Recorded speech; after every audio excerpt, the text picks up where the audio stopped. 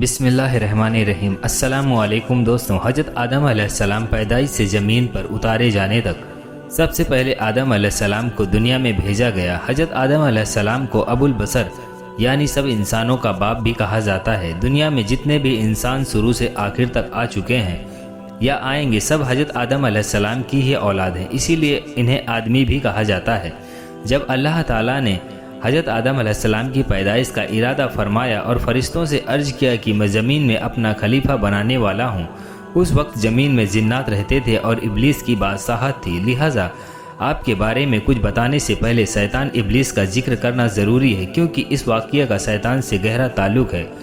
ابلیس لعین۔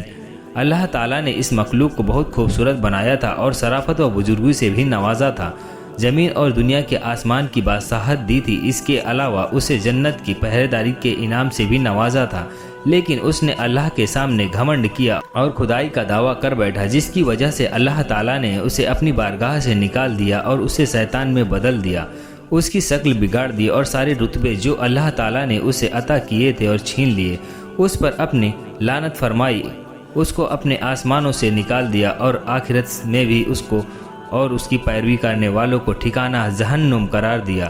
شیطان ابلیس کون تھا؟ ابلیس فرشتوں کا سردار تھا اور جنت کے باغوں کی دیکھ بھال کرتا تھا، اس کو دنیا اور آسمان دونوں کی بادشاہت ملی ہوئی تھی۔ ابن جریر رحمۃ اللہ علیہ سے روایت ہے، ابن عباس کے حوالے سے فرشتوں کا ایک قبیلہ جنات سے تعلق رکھتا تھا، ابلیس انہی میں سے ایک تھا۔ اس قبیلے کے فرشتوں کو آگ کی گرم لو سے پیدا کیا گیا تھا، یہ لو شعلے کی طرح نظر آتی تھی لیکن صرف محسوس کی جا سکتی تھی اور ساری گرمی اسی میں ہوتی تھی۔ اس قبیلے کے علاوہ باقی سب فرشتوں کو نور سے پیدا فرمایا تھا۔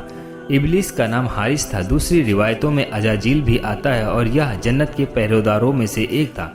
ابن عباس کی روایت سے ابلیس کا گھمنڈ، اللہ تعالیٰ نے قرآن پاک میں فرمایا ہے کہ ان میں جو کہے کہ میں اللہ کے سوا معبود ہوں تو اسے ہم جہنم کی سزا دیں گے، ہم ایسی ہی سزا دیتے ہیں ستمگاروں کو۔ سورہ الانبیاء آیت 29۔ اس آیت کی تفسیر میں ابن جریر رحمۃ اللہ علیہ لکھتے ہیں کہ فرشتوں میں سب سے پہلے جس نے یہ بات کہی کہ اللہ کے بجائے میں معبود ہوں، وہ ابلیس لعین ہے۔ حضرت قتادہ رحمۃ اللہ علیہ فرماتے ہیں، یہ آیت اللہ کے دشمن ابلیس کے بارے میں اتری ہے، اللہ نے اس پر لعنت فرمائی اور اسے اپنی رحمت سے نکال دیا اور فرمایا ہم اسے دوزخ کی سزا دیں گے اور ظالموں کو ہم اسی طرح کا بدلہ دیا کرتے ہیں۔ اللہ تعالیٰ قرآن پاک میں ایک جگہ اور ارشاد فرماتا ہے، اور یاد کرو جب ہم نے فرشتوں کو حکم دیا کہ آدم کو سجدہ کرو تو سب نے سجدہ کیا سوائے ابلیس کے، منکر ہوا، غرور کیا اور کافر ہو گیا۔ سورہ البقرہ آیت 34۔ ابلیس کو ایسا گھمنڈ کیوں ہوا کہ اس نے نہ صرف اللہ کا حکم ماننے سے انکار کیا بلکہ خدائی کا بھی دعویٰ کر بیٹھا؟ اس کے بارے میں علماء کے بہت سے قول ہیں۔ ابن عباس کے ایک قول کے مطابق زمین پر انسانوں کی تخلیق سے پہلے جنات آباد تھے۔ ایک بار انہوں نے زمین پر فساد پھیلایا، ایک دوسرے کو قتل کیا اور خون بہایا۔ اللہ تبارک و تعالیٰ نے ان کے فساد کو ختم کرنے کے لیے ابلیس کو فرشتوں کے ایک گروہ کے ساتھ بھیجا، یہ وہی گروہ تھا جسے جن کہا جاتا تھا۔ ابلیس نے اور ان فرشتوں نے گروہوں نے ان سے جنگ کی اور انہیں جزیروں اور دور دراز کے پہاڑوں میں ڈھکیل دیا۔ اس کارنامے سے اس میں غرور پیدا ہو گیا اور اللہ تبارک و تعالیٰ اس کے غرور کو جان گئے، لیکن فرشتے نہ جان سکے۔ ابن عباس ایک دوسرے قول کے مطابق ابلیس آسمان، دنیا، زمین اور اس کے درمیان سب علاقے کا بادشاہ ہے اور نظام چلانے والا تھا، اور ساتھ ہی جنت کی حفاظت کا بھی ذمہ دار تھا۔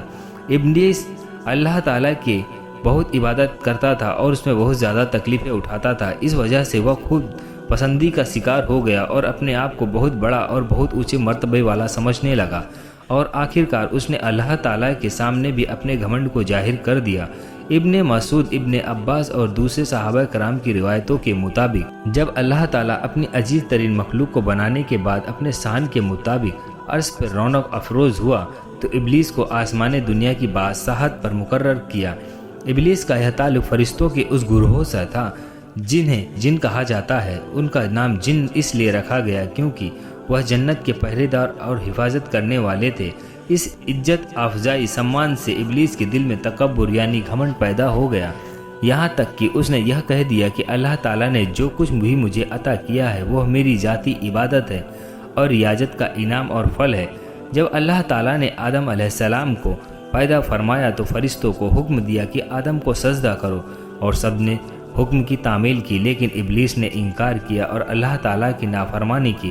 اللہ تبارک و تعالیٰ تمام بھید جانتا ہے۔ ابلیس سے سوال کیا کہ تجھے کس چیز نے آدم کو سجدہ کرنے سے روکا ہے؟ اس نے جواب دیا، میں آدم سے بہتر ہوں، تو نے مجھے آگ سے اور آدم کو مٹی سے پیدا کیا ہے۔ شیطان کا جواب تکبر اور جہالت والا تھا۔ اللہ تبارک و تعالیٰ اس پر غضبناک ہوا اور رندہ درگاہ کر دیا، یعنی اپنی رحمت سے نکال دیا، اور لعنت کر تو اس کی گردن میں ڈال دیا۔ شیطان نے توبہ و استغفار کرنے کے بجائے اللہ تعالیٰ سے کھلی بغاوت کر دی اور قیامت تک کے لیے آدم علیہ السلام کی نسلوں کو بہکانے کے لیے مہلت مانگ لی۔ اللہ پاک نے علم اور حکمت کا بھی یہی تقاضا تھا کہ اولاد آدم کی آزمائش کی جائے، لہٰذا اس کی درخواست منظور کی گئی، اسے لمبی عمر عطا کی گئی، اور ساتھ ہی وہ سامان جو بھی نسل آدم کو گمراہ کرنے کے لیے چاہیے تھے۔ حضرت آدم علیہ السلام کی پیدائش اللہ ہم پر قادر ہے، وہ چاہے تو پلک جھپکتے ہی تمام جہانوں کو پیدا کر سکتا ہے، لیکن اس دنیا اور انسانوں کی تخلیق اس نے کئی مرحلوں اسٹیجوں میں طے کی ہے۔ جب اللہ تبارک و تعالیٰ نے حضرت آدم علیہ السلام کو پیدا کرنا چاہا، فرشتوں سے فرمایا کہ بے شک میں بنانے والا ہوں زمین میں اپنا نائب۔ انہوں نے کہا تو اسے نائب بنائے گا جو وہاں فساد کرے گا اور خون بہائے گا، اور ہم تیری حمد کے ساتھ تیری تسبیح بیان کرتے ہیں اور تیری پاکی بیان کرتے ہیں۔ فرمایا بے شک میں جانتا ہوں تم نہیں جانتے۔ سورہ بقرہ آیت 29-30۔ حضرت ابن عباس اس آیت کی تفسیر بیان کرتے ہوئے فرماتے ہیں کہ فرشتوں نے ایسا اس لیے کہا تھا کہ سب سے پہلے زمین پر رہنے والے جنوں نے فساد برپا کیا، خون بہایا اور اللہ کی نافرمانی کی، لہٰذا اب جو خلیفہ بنے گا وہ بھی ایسا ہی کرے گا۔ اللہ تبارک و تعالیٰ نے فرمایا کہ بے شک تم نہیں جانتے کہ میں جانتا ہوں۔ یہ بات یاد رکھنی چاہیے کہ فرشتوں کا یہ کہنا اعتراض کے طور پر نہیں تھا، نہ ہی آدم اور ان کی اولاد سے حسد کے طور پہ تھا، کیونکہ قرآن مجید کے مطابق فرشتے یہ بات نہیں کہتے جن کو کہنے اور پوچھنے کی انہیں اجازت نہ ہو۔ لہٰذا جب اللہ تعالیٰ نے آدم علیہ السلام کو بنانا چاہا تو فرمایا کہ ساری زمین کی مٹی لائی جائے، اور آدم علیہ السلام کے لیے لیس دار چپکنے والی مٹی آسمان کے بلند کی گئی۔ پہلے وہ مٹی گارے کی شکل میں تھی، پھر اس میں خمیر اٹھا، لہٰذا اس لیس دار اور چپکنے والی مٹی سے اللہ تعالیٰ نے آدم کا پتلا تیار کیا، اپنے دست مبارک سے بنایا۔ آدم کو کس مٹی سے بنایا گیا؟ اب موسیٰ اشعری سے روایت ہے کہ رسول اللہ صلی اللہ علیہ وسلم نے فرمایا کہ اللہ نے آدم علیہ السلام کو ایک مٹھی مٹی سے پیدا فرمایا جس میں تمام زمین سے لیا گیا تھا۔ اس طرح کئی طرح کی مٹی استعمال ہونے کی وجہ سے انسان الگ الگ رنگ جیسے گورے، کالے یا سانولے، الگ الگ عادتوں جیسے خوش اخلاق، بد مزاج، اور الگ خصلتوں جیسے نیک و بد کے ہوتے ہیں۔ ابن عباس سے روایت ہے کہ انسان کو 3 طرح کی مٹی سے پیدا کیا گیا: سلسال، ہما، تین لازب۔ تین لازب سے مراد بہترین اور عمدہ مٹی ہے، ہما سے مراد کیچڑ، اور سلسال سے مراد ایسی مٹی جسے کوٹ کر باریک کیا گیا ہو، یعنی ایسی خشک جو کھنکتی ہو۔ علامہ ابن کثیر لکھتے ہیں اللہ تعالیٰ نے فرشتوں کی مٹی لانے کا حکم دیا، وہ مٹی آسمانوں کی طرف لے جائی گئی، اور لیسدار مٹی 3 لاجب سے آدم کو بنایا گیا جو اس سے پہلے بدبودار مٹی ہما کی شکل میں تھی، اس سے پہلے وہ خشک مٹی ترف تھی۔ جیسا کہ قرآن مجید میں اللہ تعالیٰ فرماتا ہے کہ ہم نے انسانوں کو سڑی ہوئی مٹی کے سوکھے گارے سے بنایا۔ سورہ الحجر آیت 26۔ غرض یہ ہے کہ اللہ تبارک و تعالیٰ نے آدم کو اپنے دستی قدرت سے بنایا اور پہلے مٹی کو گارے میں تبدیل کیا، پھر اس کو ملا کر گوندھا گیا، پھر آدم کا پتلا تیار کیا گیا اور اس کو 40 دن تک اسی طرح رہنے دیا۔ فرشتوں اسے دیکھنے کے لیے آتے، ابلیس بھی اپنے پیر سے اس پتلے کو ٹھوکر مارتا اور کہتا میں تجھ پر غالب آ گیا تو تجھے ہلاک کر دوں گا، اگر تو میرا حاکم بن گیا تو میں تیری نافرمانی کروں گا۔ جس میں روح کا داخل ہونا، اللہ تبارک و تعالیٰ نے آدم علیہ السلام کا پتلا بنایا اور اس کو 40 دن تک اسی طرح رہنے دیا۔ جب وہ مٹی بنا پکائے مضبوط ہو گئی اور سوکھ کر ٹھیکرے کی جگہ آواز کرنے لگی، اور جب یہ پتلا پکا ہو گیا تو اللہ تبارک و تعالیٰ نے اس میں روح پھونکنے کا ارادہ فرمایا۔ پتلے کو فرشتے کے سامنے پیش کر کے فرمایا کہ جب میں اس میں روح پھونک دوں تو تم اس کے سامنے سجدے میں گر جانا۔ ابن مسعود، ابن عباس اور دوسرے صحابہ کرام کی روایتوں کے مطابق اللہ تبارک و تعالیٰ نے جب آدم کے پتلے میں روح پھونکنی چاہیے تو فرشتوں سے فرمایا کہ جب میں اس میں روح پھونکوں تو تم اس کے سامنے سجدے میں گر جانا۔ پھر جب اللہ تعالیٰ نے آدم کے جسم میں روح پھونکی تو وہ سر کی طرف سے جسم میں داخل ہوئی، جس کی وجہ سے آدم کو چھینک آ گئی۔ جس پر فرشتوں نے کہا الحمدللہ، یعنی تمام تعریفیں اللہ کی طرف سے ہیں۔ پھر کہیں الحمدللہ کہنے پر اللہ نے کہا رحم کا ربی کا، یعنی تمہارا رب تم پر رحم کرے۔ اور جب روح آنکھوں میں داخل ہوئی تو آدم نے جنت کے پھل اور میووں کو دیکھے، پیٹ میں پہنچی تو کھانے کی خواہش پیدا ہوئی، اور آدم علیہ السلام پیروں اور ٹانگوں میں روح پہنچنے سے پہلے ہی ان پھلوں اور میووں کی طرح کود پڑے۔ قرآن پاک میں اسی جلد بازی کی طرف اشارہ کرتے ہوئے اللہ تعالیٰ نے فرمایا بے شک انسان جلد باز ہے۔ ابن عباس سے روایت ہے کہ اللہ تعالیٰ نے سب سے پہلے آدم کے جسم میں روح پھونکی تو وہ سر کی طرف سے جسم میں داخل ہوئی، اور جسم کے جس حصے میں پہنچتی وہ گوشت اور خون میں تبدیل ہو جاتا۔ جب روح ناف کی جگہ پہنچی تو آدم علیہ السلام نے اپنے جسم کو دیکھا، وہ بہت خوبصورت معلوم ہوا۔ آدم نے اٹھنا چاہا تو اٹھ نہ سکے۔ اللہ تبارک و تعالیٰ نے فرمایا کہ بے شک انسان جلد باز ہے۔ آگے فرمایا آدم سے مارے خوشی کے صبر نہ ہو سکا، پھر جب وہ تمام جسم میں روح پھیل گئی تو آدم کو چھینک آئی اور انہیں الحمدللہ کہا، تمام تعریفیں اللہ کے لیے۔ کہا اللہ تبارک و تعالیٰ سے الہام کی وجہ سے تھا۔ اللہ تبارک و تعالیٰ نے فرمایا اے آدم اللہ تم پر رحم کرے۔ پھر اللہ تبارک و تعالیٰ نے آدم کو علم عطا کیا اور تمام چیزوں کے نام سکھائے۔ قرآن پاک میں ہے کہ اللہ تعالیٰ نے آدم کو تمام نام سکھائے، سورہ البقرہ آیت 31۔ حضرت ابن عباس اس کی تفسیر میں بیان کرتے ہوئے فرماتے ہیں کہ اللہ نے آدم کو ہر چیز کا نام سکھایا، یہاں تک کہ جسم سے ہوا خارج ہونے کی آواز کا نام تک سکھایا۔ تمام چھوٹی اور بڑی چیزوں کے نام، ذاتی اور صفاتی دونوں طرح کے نام سکھائے، اور تمام کاموں کے نام، جیسے ابن عباس کا قول ہے کہ گونج کا نام بھی سکھایا۔ اللہ تبارک و تعالیٰ نے آدم کو تمام نام سکھا کر فرشتوں کے سامنے پیش کیا اور فرمایا اگر تم سچے ہو تو ان چیزوں کے نام بتاؤ۔ فرشتوں نے کہا اللہ تیری ذات پاک ہے، ہم تو صرف اتنا ہی علم ہے جتنا تو نے ہمیں سکھایا ہے، پورے علم و حکمت والا تو ہی ہے۔ اللہ تبارک و تعالیٰ نے آدم سے فرمایا تم ان کے نام بتا دو۔ جب انہوں نے نام بتا دیے تو فرمایا کیا میں نے تمہیں پہلے نہیں کہا تھا کہ زمین اور آسمان کا غیب میں ہی جانتا ہوں اور میرے علم میں ہے، جو تم ظاہر کرتے ہو اور چھپاتے ہو۔ سورہ البقرہ آیت 31 سے 33۔ یہاں تک کی بات کا بیان ہو رہا ہے کہ اللہ تبارک و تعالیٰ نے ایک خاص علم کے ذریعے آدم علیہ السلام کو فرشتوں پر فضیلت دی۔ واقعہ فرشتوں کے سجدہ کرنے کے بعد کا ہے۔ اللہ تبارک و تعالیٰ نے ان چیزوں کو فرشتوں کے سامنے پیش کیا اور فرمایا اگر تم اپنے قول میں سچے ہو تو ان چیزوں کے نام بتاؤ۔ فرشتوں نے یہ سنتے ہی اللہ تبارک و تعالیٰ کی بڑائی اور پاکیزگی اور اپنے علم کی کمی بیان کی اور کہا کہ ہمیں تو یہ خداوند اتنا ہی علم ہے جتنا تو نے ہمیں دیا ہے، تمام چیزوں کو جاننے والا تو پروردگار تو ہی ہے۔ پھر اللہ تبارک و تعالیٰ نے آدم علیہ السلام کی طرف متوجہ ہوا اور فرمایا ان چیزوں کے نام بتا دو۔ اب آپ نے تمام چیزوں کے نام صحیح بتا دیے۔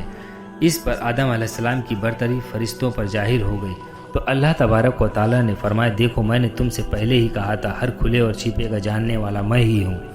مطلب یہ ہے کہ ابلیس کے دل میں چھپے تکبر اور غرور کو میں ہی جانتا ہوں، اور فرشتوں نے جان لیا کہ آدم کو علم و فضل کے ذریعے ہم پر فضیلت اور برتری دی گئی ہے۔ حضرت حوا کی پیدائش۔ جب فرشتوں کے سامنے ابلیس کا گھمنڈ ظاہر ہو گیا اور اس نے گھمنڈ اور سرکشی پر کمر باندھ لی تو اللہ تبارک و تعالیٰ نے اس پر لعنت فرمائی اور آسمان اور زمین کی حکومت اس سے چھین لی اور جنت کی پہرے داری سے بھی ہٹا دیا اور فرمایا تو مردود ہے، جنت سے نکل جا، اب قیامت تک کے لیے تجھ پر لعنت ہے۔ اس کے بعد اللہ نے حضرت آدم علیہ السلام کو جنت میں رہنے کا حکم فرمایا، اس پر اونگ ڈال دی، یعنی ان پر نیند طاری ہو گئی۔ پھر ان کی بائیں پسلی میں سے ایک پسلی لے کر ہوا کو پیدا فرمایا۔ آدم جب سو کر اٹھے تو اپنے سرہانے ایک عورت کو کھڑا دیکھا۔ انہوں نے پوچھا تم کون ہو؟ اور کہا ایک عورت۔ پھر پوچھا کس لیے پیدا کی گئی ہو؟ کہنے لگی تاکہ تم مجھ سے سکون حاصل کر سکو۔ جب فرشتوں کو خبر ہوئی تو وہ اس عورت کو دیکھنے آئے اور کہا اے آدم اس کا نام کیا ہے؟ آدم علیہ السلام نے جواب دیا ہوا۔ انہوں نے پھر پوچھا یہ نام کیوں رکھا ہے؟ کہا اس لیے کہ یہ حی یعنی زندہ انسان سے پیدا کی گئی۔ اس کے بعد اللہ تبارک و تعالیٰ نے فرمایا تم اور تمہاری بیوی جنت میں رہو اور تم جہاں چاہو دل کھول کر کھاؤ، لیکن اس درخت کے پاس مت جانا کہ حد سے بڑھنے والے میں ہو جاؤ گے۔ سورہ البقرہ آیت 34 سے 35۔ اللہ تبارک و تعالیٰ نے حضرت آدم علیہ السلام اور حوا علیہ السلام کو جنت میں ٹھکانہ عطا فرمایا اور انہیں ہر طرح کی آزادی عطا فرمائی سوائے ایک درخت کے پاس جانے کی۔ انہوں نے اللہ کے حکم کے مطابق اس درخت کے پاس جانے سے خود کو روکے رکھا۔ پھر ان کے دل میں شیطان نے وسوسہ ڈالا اور آخر کار दोनों से वो खता हो गई जिससे अल्लाह तबारक व तआला ने उन्हें मना फरमाया था। कुरान पाक में अल्लाह ताला ने इरशाद फरमाया है, तो शैतान ने इन्हें इस दरख्त के जरिए फुसलाया और जहाँ वो रहते थे वहाँ से उन्हें अलग कर दिया और हमने फरमाया तुम सब नीचे उतरो। सूरह अल बकरा आयत 36 से 37। अभी कुछ फल ही खाना शुरू ही किया था कि जन्नती लिबास उतर गया और वह दोनों पत्तों से अपना सतर ढांपने और शर्मिंदा होकर इधर उधर भागने लगे। अल्लाह तबारक व तआला ने फरमाया, ए आदम, क्या मुझसे भागते हो? अर्ज किया, नहीं मेरे रब, नहीं ए मेरे रब, बल्कि तुझसे हया करता हूँ। अल्लाह का अताब नाजिल हुआ कि ए आदम, क्या मैंने तुमसे इस दरख्त के पास जाने से मना नहीं किया था? क्या मैंने तुम्हें खबरदार नहीं किया था? क्या शैतान तुम्हारा खुला दुश्मन है? हज़रत आदम अलैहिस्सलाम फ़ौरन अपनी गलती का एहसास करते हुए सजदे में गिर गए और नदामत से अर्ज करने लगे, ए मेरे परवरदिगार, हमने अपनी जानों पर जुल्म किया है। अगर आपने अपने फजल व करम से हमें माफ़ न फरमाया और हम पर रहम न फरमाया तो हम खसरा नुकसान उठाने वालों में हो जाएंगे। सूरह अल-अराफ आयत 23। अल्लाह तबारक व तआला जो सबके दिलों में का हाल जानता है, वो हज़रत आदम अलैहिस्सलाम के दिल की कैफियत को अच्छी तरह जानता था। उसने आपको माफ़ फरमा दिया, लेकिन अल्लाह को आइंदा के लिए दुनिया को आबाद करना था और नस्ल इंसानी को बढ़ाना था। इसलिए अल्लाह तबारक व तआला ने हज़रत आदम अलैहिस्सलाम और हव्वा अलैहिस्सलाम को हुक्म दिया कि तुम ज़मीन पर उतर जाओ और वहीं पर रहो, और यह बात हमेशा याद रखो कि शैतान तुम्हारा खुला दुश्मन है। अल्लाह अकबर। दोस्तों, उम्मीद करते हैं आपको ये वीडियो अच्छी लगी होगी। अगर आपको ऐसी ही वीडियो अच्छी लगती हैं तो ऐसी ही वीडियोज़ पाने के लिए मेरे चैनल को लाइक और सब्सक्राइब करना ना भूलें। मिलते हैं अगले वीडियो में, तब तक के लिए अल्लाह हाफिज़।